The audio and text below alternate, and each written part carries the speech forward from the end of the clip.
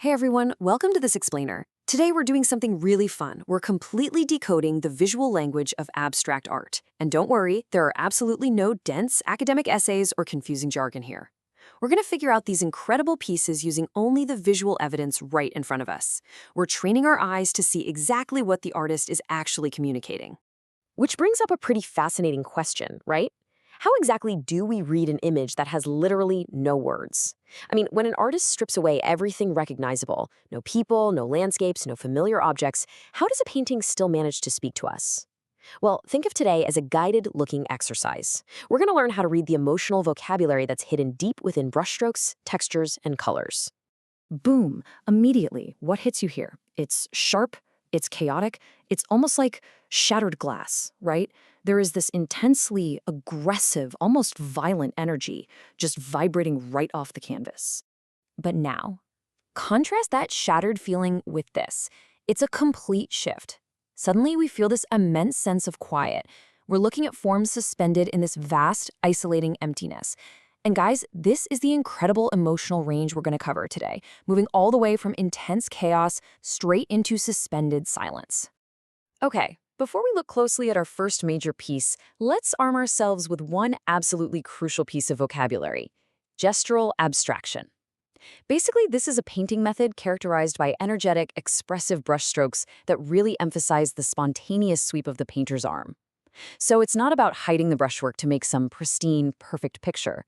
Nope, it's about making the physical, athletic act of painting completely visible to you, the viewer. You can honestly almost imagine the total mess it made in the studio. Okay, let's dive into this. This is Tokyo #5. Notice the spontaneous motion happening here. You can literally track the physical movement of the artist. Just follow those bold, sweeping black calligraphic arcs. See how they slice right through the canvas?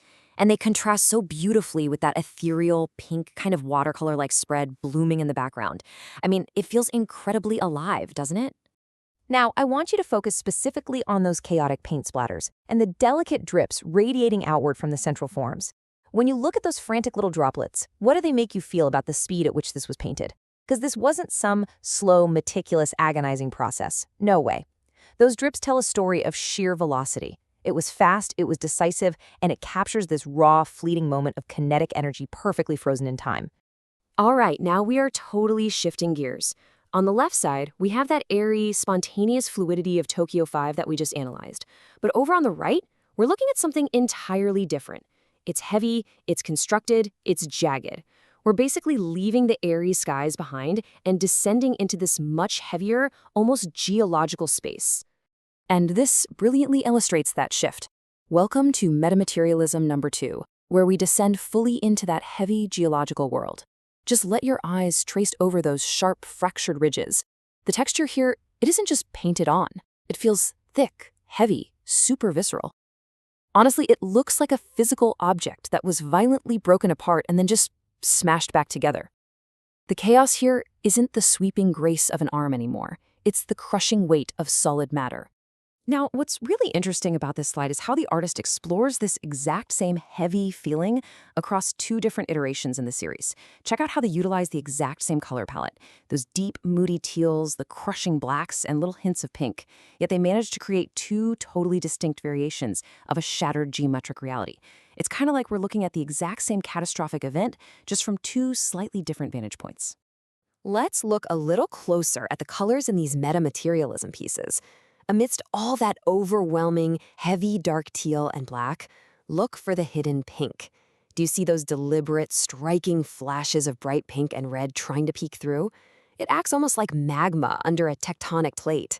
There's this vibrant, organic life entirely trapped underneath that heavy, constructed surface, desperately trying to break through the dark cracks. It builds just incredible visual tension.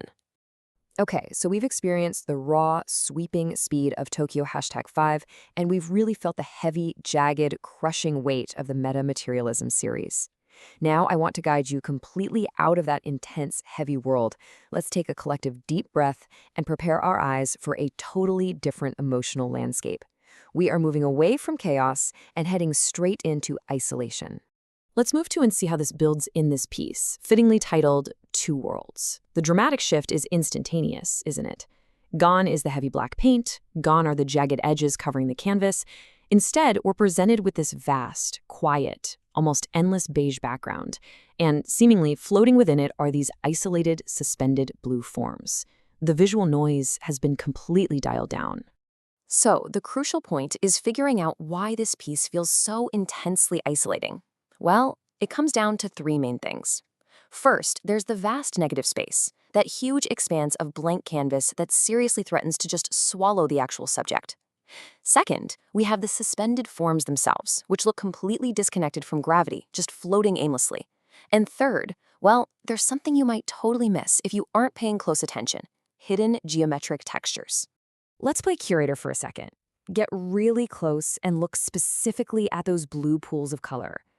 At first glance, sure, they look soft and fluid like spilled water. But look closer at the center of the blue shapes. Do you see them?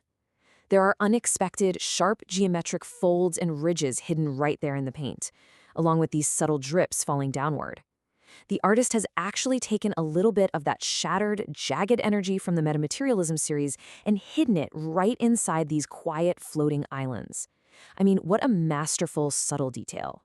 So we have traveled through three remarkably distinct visual universes in this explainer today, and we did it relying entirely on the visual language presented on the canvas. From the energetic fluidity of Tokyo #5 to the fractured, heavy chaos of metamaterialism, all the way to the quiet, suspended isolation of two worlds. I want to leave you with this thought: fluidity, chaos, or isolation.